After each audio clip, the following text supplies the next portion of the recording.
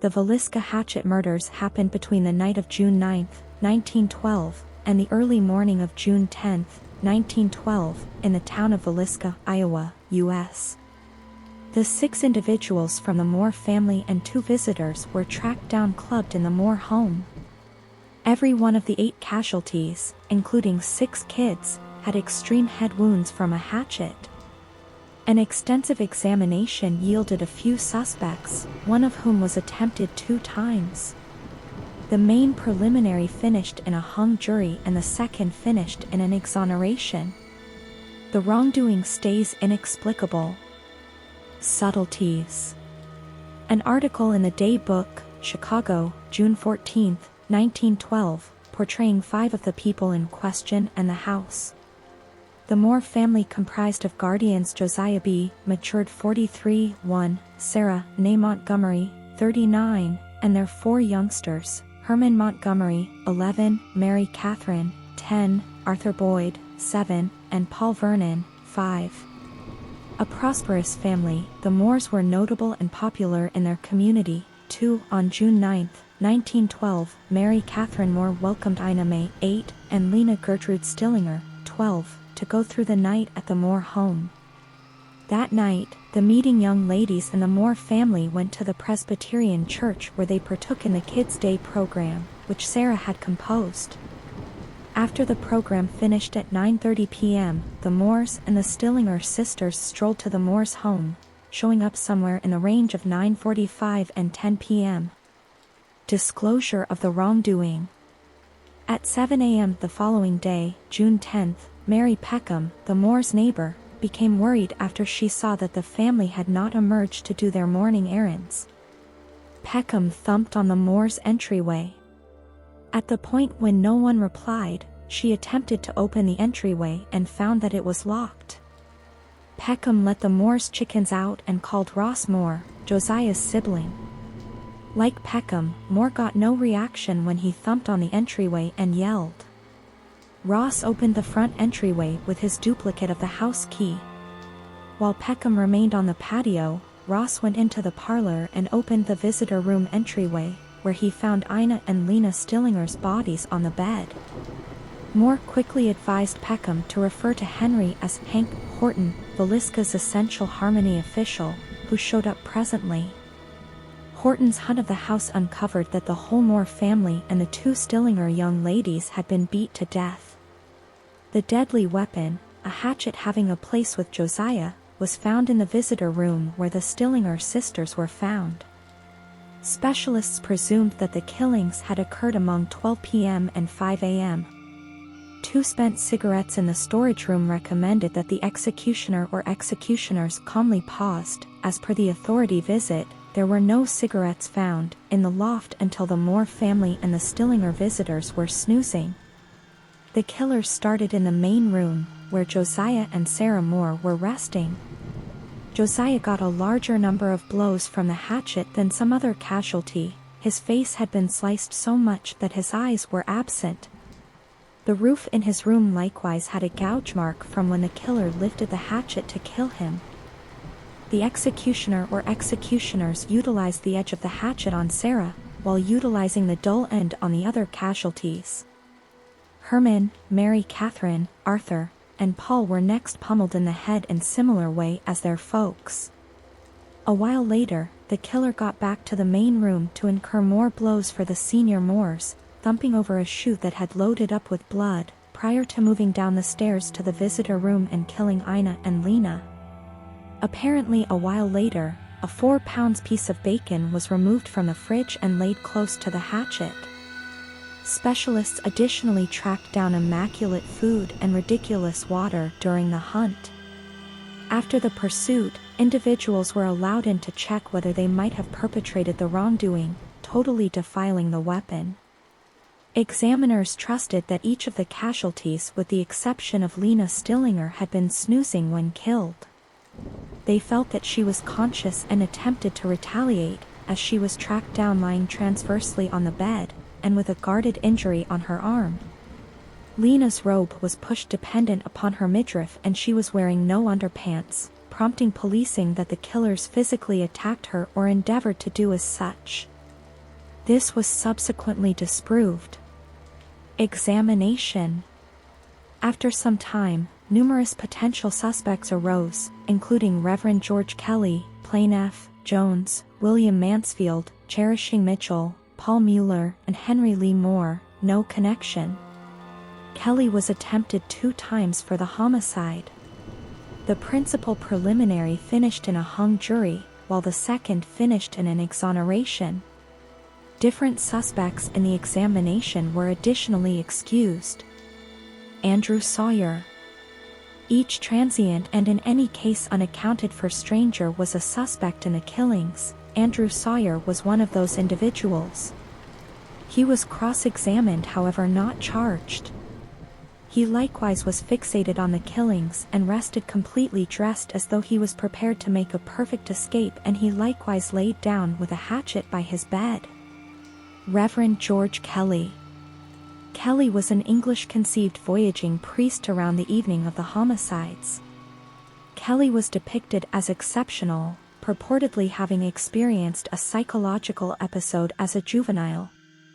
As a grown-up, he was blamed for peeping and a few times asking young ladies to present naked for him. On June 8, 1912, he came to Villisca to educate at the Kids' Day administrations, which the Moore family went to on June 9, 1912. He left town between 5 a.m. What's more, 5:50 a.m. on June 10, 1912, hours before the bodies were found. Reverend Kelly had admitted to the homicides in court, yet the jury didn't trust his admission. In the weeks that followed, he showed an interest with the case and composed many letters to the police, examiners, and group of the departed. This excited doubt, and a confidential examiner composed back to Reverend Kelly, requesting subtleties that the priest could be familiar with the killings. Kelly answered meticulously, professing to have heard sounds and potentially saw the killings.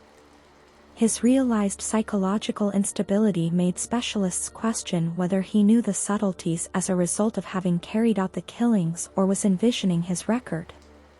In 1914, 2 years after the killings, Kelly was captured for sending revolting material through the mail. He was physically bothering a lady who went after a position as his secretary. He was shipped off St. Elizabeth's Medical Clinic, the public mental clinic in Washington, D.C. Examiners guessed again that Kelly could be the killer of the Moore family. In 1917, Kelly was captured for the Villisca murders. Police got an admission from him. Nonetheless, it followed numerous long stretches of cross-examination, and Kelly later retracted. After 2 separate preliminaries, he was absolved. Plain F. Jones. Straightforward Fernando Jones was a Villisca inhabitant and an Iowa state representative. Josiah Moore had worked for Honest Jones at his carry-out store for a long time prior to passing on to open his own store. Moore supposedly removed business from Jones, including an exceptionally fruitful John Deere showroom. Moore was reputed to have had a sexual illicit relationship with Jones' little girl in regulation, however no proof backings this. William Mansfield. Another hypothesis was that Representative Jones employed William Blackie Mansfield to kill the Moore family. 9 months before the killings at Villisca, a comparable instance of hatchet murder happened in Colorado Springs, Colorado. 2 hatchet murder cases continued in Ellsworth, Kansas, and Paola, Kansas. The cases were adequately comparative to raise the chance of having been committed by a similar individual. Different homicides detailed as conceivably being connected to these violations incorporate the various strange hatchet murders along the Southern Pacific Railroad from 1911 to 1912, the inexplicable Axeman of New Orleans killings, as well as a few other such killings during this time span. The homicides in Colorado Springs were firmly related in execution to those in the Moore house. H.C. Wayne, his significant other and kid, and Mrs. A.J. Burnham were viewed as dead, killed with an hatchet/s. Bed sheets were utilized to cover the windows to forestall bystanders from thoroughly searching in. At the Moore house, the killer hung covers and skirts to cover the windows. As in the killings in Villisca, the killer in Colorado Springs cleared the blood off his hatchet and covered the tops of the casualties with bed garments. Mansfield was likewise the superb suspect of the Consumes Investigator Organization of Kansas City and analyst James Newton Wilkerson, who proposed that he was a cocaine-dependent chronic executioner. As per contemporary news reports, Wilkerson accepted Mansfield was answerable for the hatchet murders of his significant other, baby kid, father by marriage, and mother by marriage in Blue Island, Illinois, on July 5, 1914, 2 years after the Villisca murders. The hatchet murders carried out in Paola, Kansas, 4 days before the Villisca murders, and the homicides of Jenny Peterson and Jenny Mill Operator in Aurora, Illinois. As per Wilkerson's examination, the homicides were all serious in definitively a similar way, showing that a similar man likely dedicated them. Wilkerson expressed that he could demonstrate that Mansfield was available in every one of the varying crime locations the evening of the homicides. In each homicide, the casualties were hacked to death with a hatchet and the mirrors in the homes were covered. A consuming light with the fireplace off was left at the foot of the bed, and a bowl in which the killer washed was tracked down in the kitchen.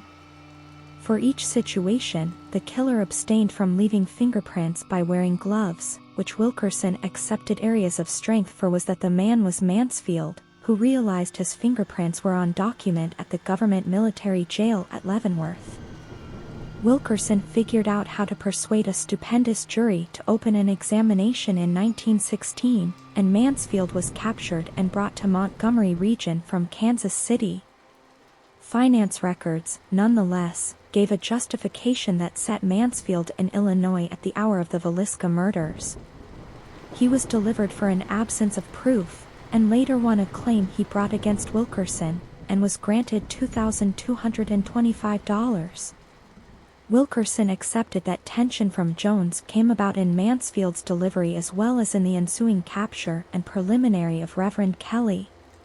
Nonetheless, R.H. Thorpe, a cafe proprietor from Shenandoah, Iowa, recognized Mansfield as the man he saw the morning after the Villisca murders boarding a train at Clarinda. This man said he had strolled from Villisca. Whenever confirmed, this declaration would refute Mansfield's plausible excuse. Besides, it was accounted for that a Mrs. Vina Tompkins, of Marshalltown, was headed to affirm that she heard 3 men in the forest plotting the homicide of the Moore family a brief time frame before the killings. Henry Lee Moore. Henry Lee Moore was a thought chronic executioner, who was not connected with the killed Moore family, who was sentenced for the homicide of his mom and grandma a while after the homicides in Villisca, his weapon of decision being a hatchet. When the homicides in Villisca, the fundamentally the same as hatchet murders on his mom and grandma were perpetrated, and every one of the cases showed striking similitudes, prompting solid doubt that some, or the wrongdoings were all serious by a hatchet-killing chronic executioner and, very much like Blackie Mansfield, the hatchet-killing Henry Moore can likewise be viewed as a suspect in a portion of these slayings. Sam Moyer. At the examination, it was accounted for that Sam Moyer, Josiah's brother by marriage, frequently took steps to kill Josiah Moore. Nonetheless, upon additional examination, Moyer's justification got him free from the wrongdoing. Paul Mueller. In their 2017 book The Man from the Train, Bill James and his little girl Rachel McCarthy James examine the Villisca murders as a feature of a lot bigger series of murders which they accept were undeniably dedicated by a solitary chronic executioner. They close the killer was Paul Mueller, or mill operator, a worker potentially from Germany who was the subject of a fruitless year-long manhunt as the sole suspect in the 1897 homicide of a family in West Brookfield, Massachusetts, who had utilized him as a farmhand. James began his examination trying to tackle the Villisca murders, and with his little girl found documented news stories itemizing many families killed under comparative conditions across the U.S. The Jameses hence accept that Mueller was at real fault for the Villisca murders as a component of a killing binge that endured more than 10 years, killing something like 59 individuals in 14 separate episodes, including the Colorado Springs and Paolo wrongdoings. The Jameses recognized normal elements to these wrongdoings, a large number of which are likewise found at the Villisca scene. The executioner chose families who resided close to railroad tracks, which is the reason the executioner was thought to have voyaged, thus their book's title, apparently struck in snare at about 12 p.m. while the casualties were sleeping, utilized the dull side of a hatchet as opposed to the cutting edge to strike the casualties in the head and face, utilized a hatchet found at the casualties' home and left on display after the killings, covered the casualties with covers to forestall blood splash, covered windows from inside the house and locked the entryways before flight. In Mueller's thought violations there was frequently yet not generally a sexual rationale coordinated towards a pubescent young lady, similarly as with Lena's mostly stripped down. In a snippet on the residue code of the hardcover release of The Man from the Train, teacher and wrongdoing essayist Harold Schechter composes that the Jameses offered the most plausible arrangement yet for the Villisca murders. Next,